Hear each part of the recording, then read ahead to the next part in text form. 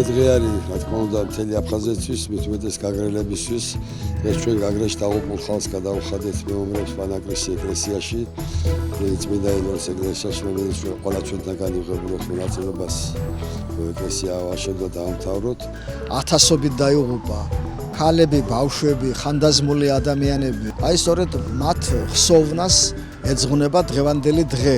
საპატრიარქოს გადაწყვეტილებით ეს პირველად ხდება ყველა ეპარქიაში აღინიშნება ეს დღე და დღეს ყველგან მოიხსენიებენ მშვიდობიან ქართველებს, აფხაზებს, სრულიად უდანაშაულო ადამიანებს, რომლებიც დაიღუპნენ აი ამ ომში. უკვე 28 წელიწადია ვიმყოფებით გაგრის გარეშე და 28 წელიწადია ვერთად ბანაშვიდს აიმ გმირებისთვის, რომლებმაც თავიანთი ყველაზე ძვირფასი სიცოცხლე გასცირეს. სამწუხაროა ეს ყველაფერი, მაგრამ იმედის გვიშტება იმისი, რომ დადგება მოვა ის დღე, როდესაც ჩვენ დავბრუნდებით გაგრაში და ჩვენს თანამოქალაქეებთან, აფხაზებთან და სხვა ეროვნების წარმომადგენლებთან ერთად ვიცხოვრებთ მშვიდობიანად და რა თქმა უნდა ეს მოხდება მშვიდობიანი გზით. ეს არის ყველაზე დიდი სატკივარი, რომ გარდა იმისა, რომ ტკივილია თითოეული გოჯის დაკარგვა ქვეყნისთვის, უზარმაზარი ტკივილია, გაცილებით უფრო დიდი ტკივილია ადამიანების დაკარგვა და ჩვენ ამიტომ